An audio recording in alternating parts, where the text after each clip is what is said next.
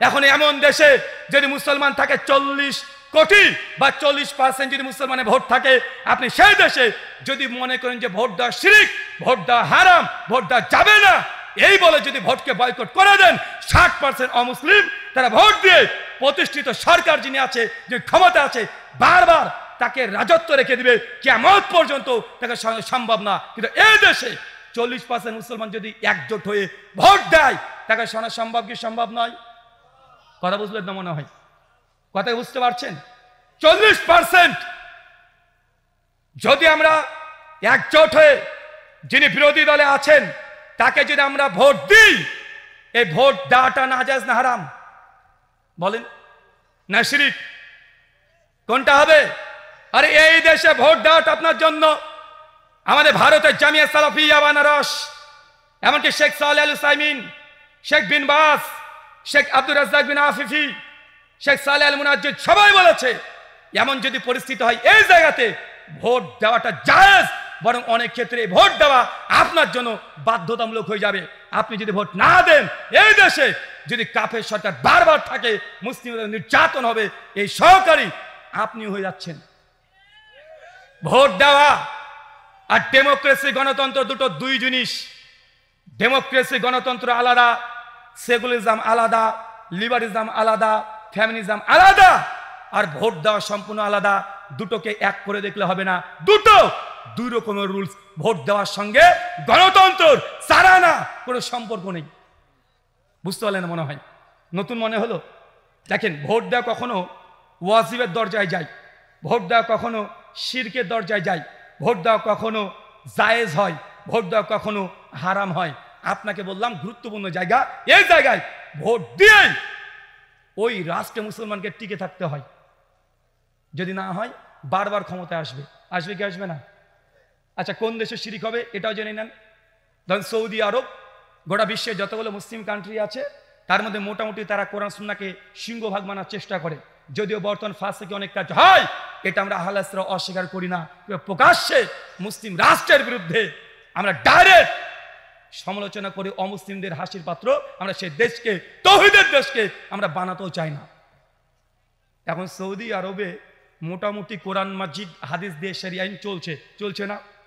এখন সৌদি আরবে যদি এমন কোনো বিপ্লবকারী বিপ্লব ঘটাতে চাই, এমন কোনো জামাত যদি উঠে আসে, তারা যদি আন্দোলন করে বলে আমরা কোরআনের আইন চাই না, শরীয়তের আইন চাই না, আমরা চাই ব্রিটিশ ল, গণতন্ত্র, আমরা চাই ব্রিটিশ ল দিয়ে সৌদি আরব কান্ট্রিকে আমরা রাজত্ব করব, তাই বলে ওইখানে যদি কোনো দল যদি দাঁড়িয়ে যায়, এই দলকে ভোট দেওয়া কি?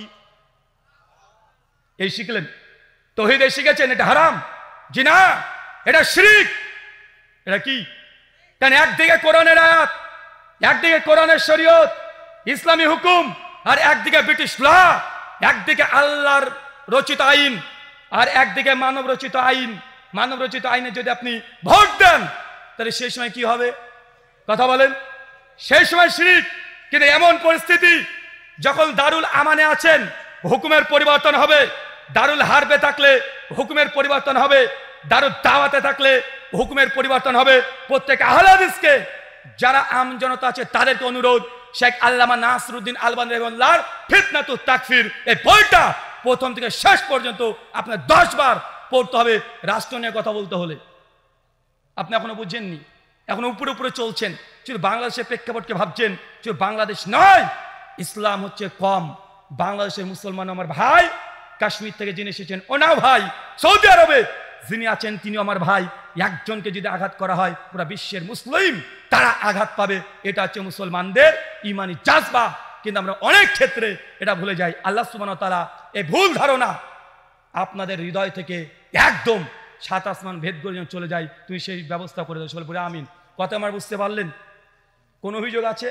যদি অভিযোগ করতে হয় যে রুল ভাই আপনি ভোট দেওয়া জায়েজ বললেন, আপনার কাছে কোনো যুক্তি আছে, আমি আলোচনা করে থাকবো, আপনি চাইলে সরাসরি আমার কাছে এসে এই অভিযোগ করতে পারেন। আবারও বলছি, গণতন্ত্র, সেকুলারিজম, লিবারিজম, ফ্যামিনিজম, ডেমোক্রেসি যা আছে এটা আলাদা, আর ভোট দেওয়া সম্পূর্ণ আলাদা। দুটোকে এক জায়গাতে মাপবেন না। কথা বুঝতে পারলেন না মনে হয়? মক্কার আয়াতের ওয়েট আর মদিনার আয়াতের ওয়েট এক নয়।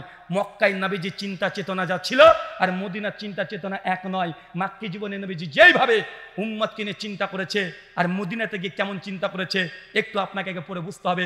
নবী সিরাত পড়েন, বুঝে নেবেন দারুল আমানের হুকুম কি আর দারুল হারবের হুকুম কি। যতক্ষণ দুটো পার্থক্য করতে না পারছেন, রাষ্ট্র নিয়ে কথা বললেই বিপদ আসবে। আর আপনারা ফেসবুকে এসে কমেন্ট করতে যাবেন না, এই শেখের বিরুদ্ধে একবার লিখে দিবেন, ওই শেখের বিরুদ্ধে একবার লিখে দিবেন না। তারা আলোচনা করছে, তাদের ইলমি ইখতিলাফ হচ্ছে, করতে দেন। মাঝখান থেকে আপনারা বিরোধিতা করতে যান না। একজনের ভক্ত আরেকজনকে মাটির সঙ্গে পিষিয়ে দিবেন, আরেকজনের ভক্ত আরেকজনকে পিষিয়ে দিবেন, এমনটা যেন আহলে হাদিস সাধারণ কর্মী জনতা যারা আছে এমন যেন না হয়। কারণ এগুলো নিয়ে বাতিল যারা আছে তারা হাসাহাসি করছে। কথা বুঝতে পারলেন না? তারা করছে, তাদের করতে দেন। তারা বড়রা যা ইচ্ছা তাই করবে, দল যত হয় হোক, কিন্তু আহলে হাদিস সবাই ভাই ভাই।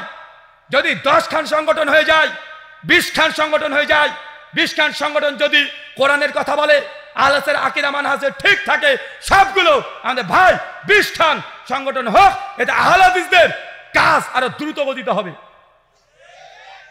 যদি একটা থাকে একজন কাজ করবে।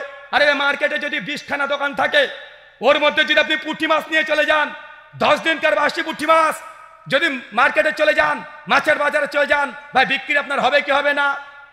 মার্কেটে গেলে দেখবেন পচা পুঁটি মাছও বিক্রি হয়, আবার 4000 টাকা দামের ইলিশ মাছও বিক্রি হয়ে যায়।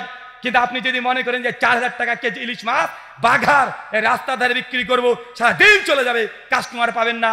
কিন্তু বাজার যখন থাকবে অনেকগুলো মাল, যখন আহলের মধ্যে 20 খান যদি সংগঠন হয়ে যায়, দল যদি হয়ে যায়, তারপরেও এটা আহলের জন্য এটা কল্যাণকর। কেন? আমাদের দাওয়াত সবার এক, নেতা আলাদা হোক, কোনো সমস্যা নেই। কথা বুঝতে পারলেন না মনে হয়? আপনারা এটা করবেন না। উপর মহলে যারা আছে তারা ভালো বোঝে, আমাদের চাইতে অনেক বেশি বোঝে। ফিল্ডের বাইরে থেকে হাততালি দিতে ভালো লাগে, যখন কেউ বলটা ধরতে পারলো না আর আপনি বলছেন হাই হাই এই সহজ বলটা ধরতে পারলো না, এই গোলটা দিতে পারলো না, ওটা আপনাদের সহজ মনে হচ্ছে, আপনি টিভির পর্দাতে আছেন। যারা নেতৃত্ব দিচ্ছে, যারা ওপরে আছে, তারা আপনার চাইতো জেনে রাখেন কয়েক লক্ষ গুণ বেশি বোঝে। আপনি পেছন থেকে, আপনি নতুন আহলে হাদিস হয়েছেন, আপনি চিনবেন ব্রাদার রাহুল বড় বক্তা, আপনি চিনবেন জামশেদ মজুমদার অনেক বড় বক্তা, অনেক বড় আলোচক, আপনি চিনবেন আব্দুল্লাহ বিন আব্দুর রাজ্জাক অনেক বড় বক্তা। কিন্তু আপনারা চিনতে পারবেন না প্রফেসর ডক্টর আসাদুল আল গালিব কোন মাপের আলেম। আপনি চিনতে পারবেন না আব্দুল আল কাফি কুরাইশি রহমুল্লাহ কত বড় আলেম ছিলেন, আব্দুল বারি সাহেব কত বড় আলেম ছিলেন, শহীদুল্লাহ খান মাদানী, মুজাফফর বিন মহসেন, এরা কত বড় মাপের আলেম। এটা আপনি বুঝতে পারবেন না, কারণ আমরা হচ্ছে ইয়াং জেনারেশন, আমাদের জেনারেশনে গ্যাপ পড়ে গেছে। এদের সম্পর্কে জানতে হলে আপনাকে জানতে হবে আপনার বাপের বয়সী ব্যক্তির কাছ থেকে। জানতে হবে মুস্তাউদ্দিন স্যার সম্পর্কে। যারা বড়রা আছে তারাই দেখেছে তাদের আন্দোলন, তাদের লড়াই, তারা কিভাবে আহলে হাদিসকে প্রতিষ্ঠা করার জন্য রাত দিন তার রাস্তা ঘাটে একদম হয়রানি করা হয়েছে, তারা জানে। আপনি চিনছেন মনে ব্রাদার রাহুল হোসেন গোটা একদম আহলের নেতা হয়ে গেছে। আপনি মনে করছেন যে আব্দুল্লাহ বিন আব্দুর রাজ্জাক গোটা বাংলাদেশের নেতা হয়ে গেছে। আপনি মনে করছেন যে অমক বক্তা গোটা বাংলাদেশের নেতা হয়েছে। না, আমরা জাস্ট কর্মী। আমাদের কাজ আপনাদের শুধুমাত্র ফিল্ড পর্যায়ে, মাঠ পর্যায়ে। আজ যারা বড় বড় আমাদের আলেমরা আছে, শাইখ মাশায়েখ আছে, তাদের কাজ গোটা আহলে হাদিসকে বাংলাদেশে একদম মজবুত করা যায় কিভাবে, তারা চিন্তা, সেগুলো আমাদের কাজ। ওই রফুলে দেই জোরে আমিন না আসতে আমিন। আমাদের কাজ এটা বেদাত, ওটা শিরিক, এগুলো প্রচার করে জনসাধারণকে আহলে হাদিসের দাওয়াতগুলো দেওয়া। শাইখ মাশায়েখের কাজ কি কথা বলেন? তাদের কাজ কি? এই জন্য আমি গত বছর বলেছিলাম না, আপনাদের রংপুরে রংবাজ হুজুর যখন বলেছিল যে তার নাকি খুব শখ 10 জন কওমি হুজুর নিয়ে আর 10 জন আহলে হাদিস হুজুর নিয়ে বাহাস করাবে, শখ জেগেছিল না গত বছরে?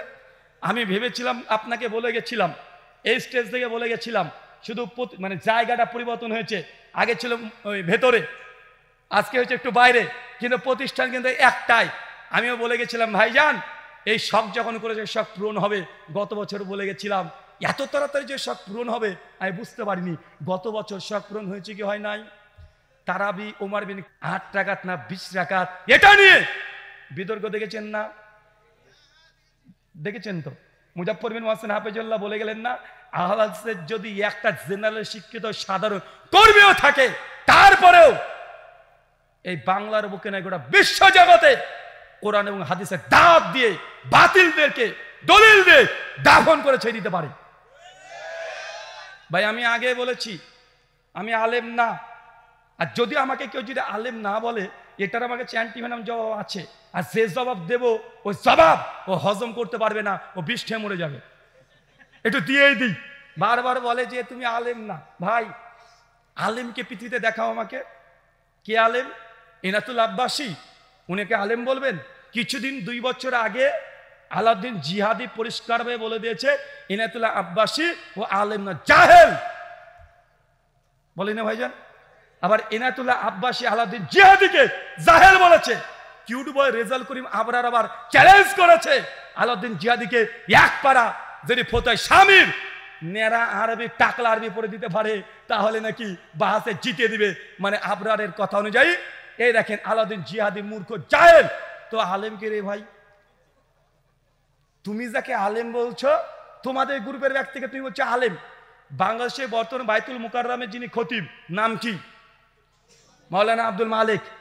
আমি গত বছর পর্যন্ত তার নামের শেষে বলতাম হাফেজাহুল্লাহ। গত বছর পর থেকে আর বলি না। কেন বলি না? কারণ তাকে যখন প্রশ্ন করা হয়েছে আমিন প্রসঙ্গে, ভিডিওটা ভাইরাল হয়েছিল যে কিছু কিছু ব্যক্তিরা মসজিদে আমিন বলে, আমি তার ইলমের কারণে তাকে শ্রদ্ধা করতাম, তাকে ভালোবাসতাম। তার জন্য আমার প্রত্যেক আলোচনাতে আব্দুল মালিকের নাম নিলেই আমি বলতাম হাফেজাহুল্লাহ বলতাম। গত বছর থেকে বলি না, এই জন্য উনি নবী সুন্নাতকে নিয়ে এমন কটূক্তি করেছে, বোঝে সৌদি আরব থেকে কাজ করতে গিয়ে ছেলেরা সব আমিন নিয়ে আসে, আমিনকে চিৎকার মারে। নবীর সুন্নাতের সঙ্গে এটা দুশ্মনী করা হয়েছে না?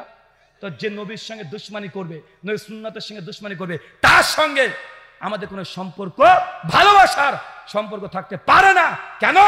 আপনাকে ভালোবেসেছিলাম আপনার ইলমের কারণে, কিন্তু আপনি সেই ইলমের সঙ্গে, নবীর হাদিসের সঙ্গে, সুন্নাতের সঙ্গে কটূক্তি করেছেন, যেই জন্য সম্মান করেছি ওই জন্যই এখন আর হাফেজাল্লাহ শব্দটা বলি না। আচ্ছা, আলেম আলেম করছে, দুটো বইয়ের নাম বলে যাই, অনেক মানে ছাত্র বন্ধুরা আছেন। একটা বইয়ের নাম হোসাইমুল হারমাইন। কি নাম বললাম? এটা মাওলানা আহমদ রেজা খান বেরলভী, সুন্নিদের প্রতিষ্ঠাতা। সুন্নি বলে হয়তো বুঝবেন না, আমরা ভারতে বলি বেরলভী। বাংলাদেশে পরিচিত বিখ্যাত নাম জিলেপি হুজুর। কি হুজুর? রেজবি জিলেপি, তাই না? লাহাবি বললেও চলে। আর একটা বই আছে আল মুহান্নাদ আলাল মুফান্নাদ। কি নাম বললাম? আল মুহান্নাদ আলাল মুফান্নাদ। সেই সময়তে আলা হযরত সুন্নিদের ইমাম আহমদ রেজা খান বেরলভী 1905 একটা বই লেখে। বইটা লিখেছে একসঙ্গে দেওবন্দি প্রায় 15 জন আলেমকে কাফের ফতোয়া দিয়েছে। কে কে লিস্টে আছে জানেন? কাসেম নানুতুবি, হোসেন আহমদ মাদানি, রশিদ আহমেদ গাঙ্গোই, আশরাফ আলী থানভী। তো দেওবন্দিরা যাদেরকে মনে করে আল্লাহর ওলি, হাকিমুল উম্মাত, এর মতো আলেমা দুনিয়াতে নেই, তার যমজ ভাই বেরলভী হানাফি, তারা বলে এরা হচ্ছে কাফের। তো তুমি যাকে আল্লাহ মনে করো, বেরলভীরা আল্লাহ স্বীকারই করে না, কাফের বলে। আবার বেরলভীরা যাকে আল্লাহর ওলি মনে করে, আহমেদ জাখানা বেরলভীকে, আহমেদ ইয়ার খান নাইমিকে, দেওবন্দিরা আবার তাদের আল মুহান্নাদ আলাল মুফান্নাদে বলেছে বেরলভীরা হচ্ছে শয়তানের জামাত, মানে শয়তানের দল। মনে বুঝতে পারলেন না? তো আমাকে তুমি আলেম না আলেম না পরীক্ষা করছো। তোমাদের যমজ ভাই 2 গ্রুপ, তোমরা দুজনকে তো আলম স্বীকার করো না। এলাতুল্লাহ আব্বাসী বলে লুৎফর রহমান ফারাজি জাহেল, মূর্খ, কিছু জানে না। আবার লুৎফর রহমান ফারাজি এনায়েতুল্লাহ আব্বাসী বলে এ জাহেল, এ কিছু জানে না, এ হচ্ছে গাবগাছি। ভাই বলে কি বলেন না? কথা বলেন তো। ভাই আমি যদি মদিনা ইউনিভার্সিটি থেকে সনদ নিয়েও আসি, আমি যদি দেওবন্দ থেকে সনদ নিয়েও আসি, তারপরে তোমাকে আলেম স্বীকার করবে বলো, তাহলে আমি কাল থেকে বক্তব্য ছেড়ে দিয়ে দেওবন্দ থেকে ভর্তি হয়ে যাব। কিন্তু আমার মানহাজ আকীদা থাকবে আহলে হাদিস, আমাকে স্বীকার করে নেবে তারা। কথা বলেন। আমি দেওবন্দ থেকে 10 বছর পড়বো দরকার হয়, যদি তোমার সার্টিফিকেটের প্রয়োজন হয়, যদি আমাকে একাডেমিক্যালি পড়া যদি তোমার জন্য যোগ্য মনে হয়, তাহলে আমাদের এই যে মুকাররম বিন মুহসিন হাফেজাহুল্লাহ আল মাদানী তিনি আছেন, তার কথা হলো মেনে নাও। তিনি তো বলছেন শহরের বেদাত করছে কেন? তাহলে উনি তো আলেম, আলেম না? কথা বলেন। শেখ মতিউর রহমান মাদানী হাফেজাহুল্লাহ তৌহিদ শিরকের বিরুদ্ধে এত কথা বলেছেন, অনেক কথা বলেছেন। তিনি তো হানাফি মাদ্রাসায় পড়েছেন, তিনি তো আবার মদিনাতে দীর্ঘদিন ধরে পড়ছেন, দাস দিচ্ছেন। আমি আলেম না, তিনি তো আলেম, তার কথাগুলো মেনে নাও। মানবা না কেন? কারণ তোমার বাপের বিরুদ্ধে যায়, তাই তোমার বাবার বিরুদ্ধে চলে যায়। মানে তোমার ফিরকার ও যদি জাহেল হয়, ও অনেক বড় আল্লামা, আর বিরোধী দল ওদের দলে যদি আল্লামা থাকে, তোমার বিরুদ্ধে গেলে তুই তাকে জাহেলে পথে দাও, তা আমার ডিগ্রি আর থাক আর না থাক যাই আসে না। কথা বোঝেন মনে হয়? আমার ডিগ্রি থাকলেও তুমি মানবে না। আমি যে 10 বার দাওরা পাস করি, তারপর তুমি আমার কথা মানবে না। তা তোমার কাছে ডিগ্রি দেখে 5 পয়সা লাভ নাই। যদি প্রয়োজন হয় মাঠে আসো। তোমাকে দেখানো হয়েছে গত বছর। অনেকে বলছে যে ব্রাদার রাহুলের সঙ্গে ডিবেট করব না। কেন করব না? তো ওই যে জেনারেল শিক্ষিত সাধারণ মানুষ, তো আমি তো বলেছি যে পৃথিবীতে আলেম কেউ নাই, সবাই সবাইকে জাহিলি মনে করে, সবাই সবাইকে জাহিল মনে করে। তো তুমি যদি আমার সঙ্গে ডিবেট করতে না চাও, আমি আর একটা মেসেজ দিয়ে যাই আপনাকে, তোমরা যেসব আলেমের সঙ্গে আলোচনা করেছো সেই আলেমদের সঙ্গে ডিবেট দেখবা, ওই 10,000, 20,000, 15,000-এর বেশি ভিউ হয় না। হয় না কি? কথা বলেন। গত বছর তারাবির ডিবেট হয়েছে, আমিও অবাক। শুধুমাত্র আমার ফেসবুক লাইভে ছিল প্রায় 65,000 মানুষ ওয়াচিং ছিল আমার ফেসবুক থেকে। ইউটিউব থেকে 20,000 প্লাস। আর ওই প্রতিপক্ষ যিনি ছিলেন উস্তাজ আলী হোসেন ওসামা, তার পেজ থেকে 35,000 লাইভে মানুষ দেখতে, প্রায় একসঙ্গে এট এ টাইম 1,15,000 ডাইরেক্ট বাংলার মানুষ দেখছে। তার মানে মানুষ আমাকে পছন্দ করে, তার মানে মানুষ আমার সঙ্গে তোমাদের ডিবেট দেখতে চায়। আলেমের সঙ্গে আলেমের ডিবেট এর আগে হয়েছে বাংলাদেশে, অনেকবার হয়েছে, হয়েছে না? হয়েছে। অতজন মানুষের আকাঙ্ক্ষিত ছিল না, মানুষ অত দেখারও আগ্রহ ছিল না। কিন্তু ব্রাদার রাহুলের সঙ্গে যখন ডিবেট হয়েছে, কমপক্ষে একসঙ্গে 1,10,000 বাংলাদেশে যতগুলো সোশ্যাল মিডিয়া প্ল্যাটফর্ম আছে সবচেয়ে রেকর্ড, একসঙ্গে 1,10,000 মানুষ ওয়াচিং। এটা জিন্দেগিতে হয়নি। হয়েছে? কথা বলেন দেখান। তার মানে চাচ্ছে, বাংলার জনতা চাচ্ছে ব্রাদার রাহুলের সঙ্গে ওই দেওবন্দি বা বেরলবি তাদের আরো ডিবেট হোক। চান কি চান না? জি। সামনে রামাজান, অনেকের কামড়া কামড়ি শুরু হয়ে গেছে। তারাবি 8 নাগাদ না 20 নাগাদ, ওটা তো কেস ইজ ক্লোজড, ওটা তো কমপ্লিট হয়ে গেছে, ওটা নিয়ে আর হবে না। বাংলার মানুষ বুঝে নিয়েছে। মানুষ আগে মনে করতো যে নবী আমার 8 টাকার তারাবি পড়েছে আর ওমর বিন খাত্তাব 20 টাকার তারাবি চালু করেছে, অনেক আহলে হাদিস এটাই মনে করতো না। যখন এই বিষয়ে যখন প্রথম হেডিং হয়েছিল, আমাকে অনেক মাদানী আলেম ফোন করেছে যে রুহুল ভাই আপনি এটা কিসে আপনি ডিবেট করতে যাচ্ছেন? যে ওমর বিন খাত্তাব কতবার তারাবির আদেশ দিয়েছেন আর ওমর তো 20 টাকাতে চালু করেছেন। মানে তাদের এরকম ধারণা ছিল, অনেকে আমার প্রতি অভিযোগ করেছে। আমি বলেছি পিকচার अभी बाकी है, कुर्सी का पेटी बांध लीजिए, मौसम बिगाड़ने वाला है। মানে তাড়াতাড়ি সিট বেল্টটা বেঁধে নেন, আবহাওয়া খারাপ হতে চলেছে।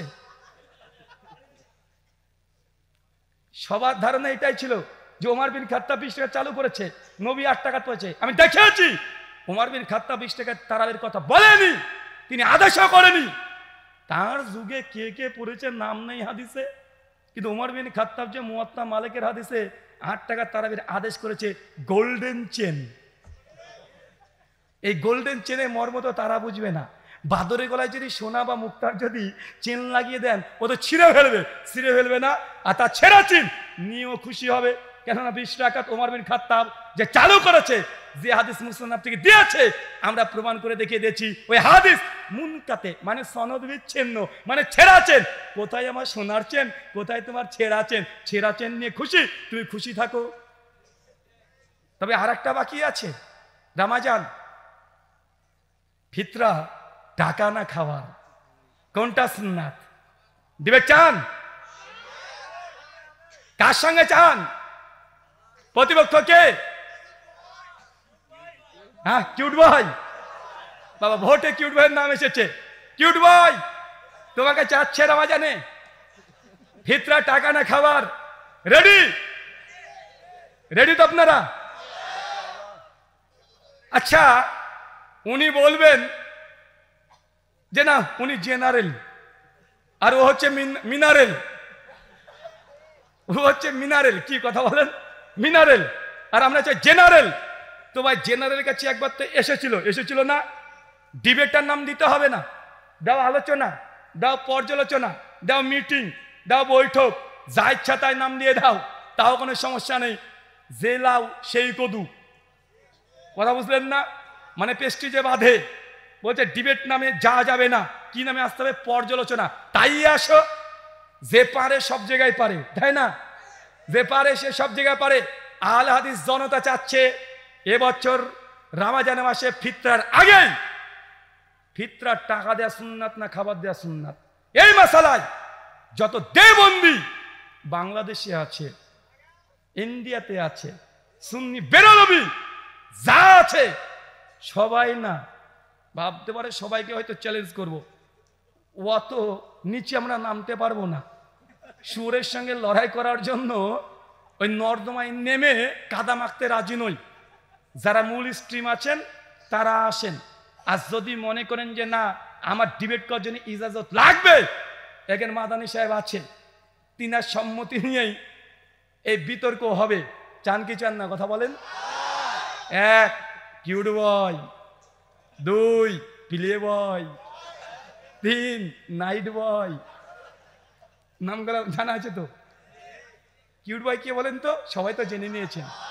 নাইট বয় কে? ওই যে রাত্রিবেলা চশমা পরে, অটো তালাক বউ করে দেয়, আমি ঘরে থাকবো বউ নিয়ে আমার বউকে তালাক দিয়ে দেয়। এদের তো চরিত্র খুব ভালো না, কথা বুঝলেন না ভাইজান? 3 নম্বর প্লে বয়, রংপুরে রংবাজ হুজুর, গত বছর থেকে ভ্যানিশ, আর নাই। আর দেখা যায় আহলে হাদিসরা নাকি ইহুদিদের বিরুদ্ধে কথা বলে না, ফিলিস্তিনের যুদ্ধের জন্য কথা বলে না। গত বছর 5ই আগস্টে যা ঘটে গেছে, ওই প্লে বয়কে মাঠে দেখা যায় না, ও ঘুমিয়েছিল। ফেসবুকে দেখেছেন, আন্দোলন করতে দেখেছেন, রাস্তাতে নামতে দেখেছেন, কোন জায়গায় গিয়েছে না? বেটা, ফিলিস্তিনে যুদ্ধ করতে যাবে তোমার নিজের মাতৃভূমিতে, ছেলেরা রক্ত দিয়েছে রংপুরে অনেকেই, তারপরে তার পাতো দূরের কথা পাঞ্জাবে দেখা যায়নি, দেখা গিয়েছে। তোমরা কত বড় মুজাহিদ বাংলার মানুষ দেখে নিয়েছে, ভয়ে ঘাপটি মেরে ফেসবুকে একটা কমেন্ট করার সাহস পায় নাই, বরং কিছু কিছু মানুষ রটিয়ে দিয়েছিল। সেই সময় ওই প্লে বয় ও নাকি গুম করে নিয়ে চলে গেছে। 2 দিন পর ফেসবুকে এসে বলছে একটা গুজব কেউ ছড়াবেন না। সেই সময় দেখবেন 5ই আগস্টে পোস্ট করেছিল, গুজব কেউ ছড়াবেন না। অনেকে ভাবছেন আমি ওই আদনান না নাদান, মানে শিশু বাচ্চা, ওই নাদান ও নিজে পোস্ট করে বলে দিচ্ছে যে দেখেন আমাকে কেউ গুম করেনি, আমি সুস্থ আছি, স্বাভাবিক আছি, আমি এই মুহূর্তে কোরআন এবং হাদিসের অনেক গভীর মুতালা করছি। বেটা, বাংলাদেশ যাচ্ছে ভেসে আর তুমি মুতালা করছো। তোমার এই মুজাহিদ দেবেন, তার পোস্ট আছে, যদি আমার বক্তব্য শুনে পোস্ট ডিলিট না করে দেয়, এখন স্ক্রিনশট মেরে রেখে দেয়, কারণ বিশ্বাস নেই তাদেরকে, ডিলিট করে দিতে পারে। সম্মানিত সুধী, তার মানে আমরা বুঝলাম বাংলার মানুষ চাই যে তারা আমাদের সঙ্গে আসুক। নামও যে 3 জনে বলে দিয়েছি, কয়েকটা নাম নতুন যুক্ত হবে এবছরে। তার মধ্যে একটা আরিফ বিন হাবিব, খুব ফটর করেছিল। বেটা বলেছে 1264 হিজরির আগে নাকি কেউ 8 টাকা তারাবি, এই আন্দোলন নাকি ছিল না।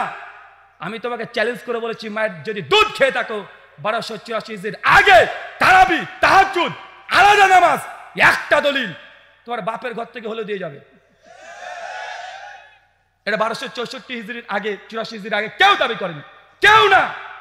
যদি বুকে দাম থাকে, তারাবি না তাহাজ্জুদ, একই নামাজ না ভিন্ন নামাজ, এই বাহাসে আরিফ বিন হাবিব ওয়েলকাম, চলে আসো, রাজি আছি। তুমি আবার বলো না জানো যে জেনারেল, কারণ তুমি একাধিক আলোচনাতে বলেছো যে তুমি যে মসজিদে খুতবা দাও, যে মসজিদে আলোচনা করো, মাঝে মাঝে আহলে হাদিস ছেলেরা ছোকরারা নাকি গিয়ে বলতেন বা বলেন যে আপনারা কেন বুকের উপরে হাত নাভির নিচে হাত বাঁধেন, বুকের উপরে হাত বাঁধা হাদিস নাকি সহি। তুমি নাকি বলে অ্যাস খুলে সব খুলে হাদিস থেকে বুঝিয়ে দাও। বেটা, আমি আহলে হাদিস, আসো একবার বুঝাতে আসো।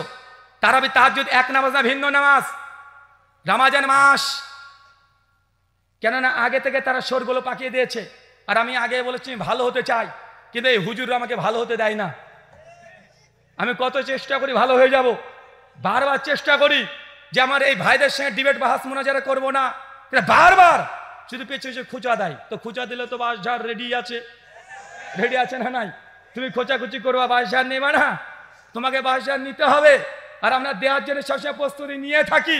তার জন্য আপনি আগে বলে দিয়েছি, তারাবি তাহাজ্জুদ যদি দাম থাকে, কিউট বয় তুমি চলে আসো, না পালে তোমার প্লে বয়কে পাঠিয়ে দাও, তাও না পালে নাইট বয়কে পাঠিয়ে দাও। তা না পারলে আরিফ বিন হাবিব, এখনো তার সঙ্গে ভদ্রতা হচ্ছে, যতদিন সে ভদ্রতা দেখাবে। তারপরে আরো যদি না হয়, তোমাদের কি যেন নাম, আর একটা কি নাম যে ওটা, ও বাচ্চা ছেলে রফিকিকে তো 2017 সালে মালিটোলা মসজিদে সাইজ করে ছেড়ে দিয়েছি, বেচারা তারপর থেকে আর কথা বলে না। লুৎফা রহমান ফারাজি ও লিস্ট থেকে আউট হয়ে গেছে, ওকে মানে মঙ্গল করে খুঁজতে হবে, ওকে দেখাই যায় না। দেখা যায় আর তামিদুল মাওলা, ও গায়েব, অদৃশ্য, ও বৃহস্পতি গ্রহে বসবাস করছে এখন। কিন্তু এখন মাঝে মধ্যে একটু উঠবাই লাভ দিত, অনেকটা কমে গেছে। কিন্তু ইদানিং ফেসবুকে আবার শুরু হয়ে গেছে, বড় শয়তানগুলোকে বেঁধে দেয় রামাজান আসে, ছোট শয়তান ওরা কিন্তু খুচাখুচি করবে, করে কি করে না। তাই আগে থেকে জানিয়ে দিলাম, पेटी का कुर्सी, कुर्सी का पेटी बांध लीजिए, रमजान आ रहा है, मौसम बिगड़ने वाला है। आगे থেকে রেডি হন, সময় দিয়ে দিলাম 10 দিন সুযোগ পাবা। একদম স্কুলের ব্যাগ নিয়ে মৌলানা আব্দুল মালিকের কাছ থেকে তারাবি তাহাজ্জুদ এক নামাজ না ভিন্ন নামাজ, এই 10 দিন ক্লাস করতে শুরু করে দাও। 10 দিন পর দেখাবে ইনশাআল্লাহ। ক্লাস করো, একদম শিশু বাচ্চা ছেলে মতো পড়তে চলে যাও 10 দিন। আমি 10 দিন পড়তে পারবো না, 10 দিন আমি আছি, এখানে প্রোগ্রাম আছে, তুমি পড়তে যাও, পড়াশোনা করে আসবে, ভালো করে পড়াশোনা করে আসবে, একদম ভালোভাবে পড়াশোনা করে এসে আহলে হাদিসের জেনারেল শিক্ষিত একজন ছাত্রের কাছে এসে দলিল দিও, তোমার দলিলকে কিভাবে বুঝিয়ে দিতে হয় আমরা ঠিক বুঝাতে পারবো। আল্লাহ সুবহানাহু ওয়া তাআলা আমাদের বোঝার তৌফিক দান করুন, আমিন। ভাবেন না যে অহংকার বা গৌরব করলাম, কারণ আমি চাই আমাদের আলেম ওলামা শেখ মাশায়েখ এদের কাছ থেকে আমরা কি শিখি। শেখদের ডিবেটের জন্য আমি বলি, বারবার বলি, কোন শেখ মাশায়েখ তারা যেন ডিবেটে না যায়। আরে আমরা আছি, ওরকম ছুঁচো মারতে কামান ব্যবহার করার দরকার নাই, মশা মেরে হাত গন্ধ করার দরকার নেই, ওই সব গন্ধ কীটগুলোকে মারার জন্য আমরাই যথেষ্ট আছি। যে কোনো এই কয়জন আসুক। হ্যাঁ, ওই যে আলাউদ্দিন জিহাদি চাচু, চাচি গায়া, শফিক হাশেমি না, হ্যাঁ শফিক হাশেমি, উনি তো বলে রফুলেদের নাকি এক্সপায়ার হয়ে গেছে, মানে আগে ছিল এখন আর চলে না। বসে রাখো একবার, শফিক হাশেমি হিসাবে একবার বসে রাখেন, চ্যালেঞ্জ করলাম, একবার রফলেন কি মানসুক এই মাসালে বসে রাখেন, বাংলার মানুষকে জানতে দেন তারা কোন হাদিসের প্রতি আমল করে। বাংলার মানুষের জানার অধিকার আছে না নাই? কতদিন আর চাপাবাজি চলবে? মাযহাবের নামে কতদিন চাপাবাজি চলবে? জোর গলে বলছে যে আমাদের ইমাম আবু হানিফা এক ইশাতে ওযু করতেন, ফজর পর্যন্ত এক ওযুতে নামাজ পড়তেন। কত বড় ইমাম তুমি দেখেছো? আহলে হাদিসরা তাকে বারে মানে না, বলে কি বলে না। আমি শুধু এই কথা বলেছি, আমার সাদা মনে সাদা প্রশ্ন, সাদা মনে কোনো কালো দাগ নাই। প্রশ্ন আমার, বলেন তো এশা থেকে ফজর যদি এক ওযুতে নামাজ পড়ে, এই একদিন দুই দিন নয়, টানা 40 বছর, 40 বছরে কি একটু হাগু চাপায়নি রাত্রিবেলাতে? বড় আলেম শায়েখ আমাদের তাজ ইমাম আবু হানিফা রাহিমাহুল্লাহ, তার সামনে এরকম কথা বলতে চায় না। আচ্ছা হলো না, ধরেন বুজুর্গ মানুষ, একটু ফুসফাস 19, 20, 20, 21, 22 তো হওয়ার কথা, তাও হয়নি, মেনে নিলাম না হতে পারে, আল্লাহর অলি মানুষ। আচ্ছা এই 40 বছর কি স্ত্রীর কাছে যাওয়া লাগেনি? স্ত্রী কি হক নাই? স্ত্রী কি এত বড়, উনি এবার কত বড় আল্লাহর অলি ছিল কে জানে, 40 বছর স্ত্রীর কাছে যাওয়া লাগেনি। একজন টুক করে বলছে, ভাই শুধু কি রাত্রেবেলা স্ত্রী হক আদায় করবে, দিনে কি করা যায় না নাকি? আমি বলেছি ফতোয়া স্বামী 27 নম্বর পৃষ্ঠায় তারপরে লিখে দিয়েছে, ফাজল আমলের করাচি পাকিস্তান থেকে ছাপা 360 নম্বর পৃষ্ঠায় ওখানে লিখে দিয়েছে, ইমাম আবু হানিফা রাহিমাহুল্লাহ 50 বছর টানা দিনে রোজা রাখতো, দিন শেষ, ওইদিকে রাত শেষ, এদিকে দিন শেষ। আমার এটা প্রশ্ন না, এটা ইলমি প্রশ্ন।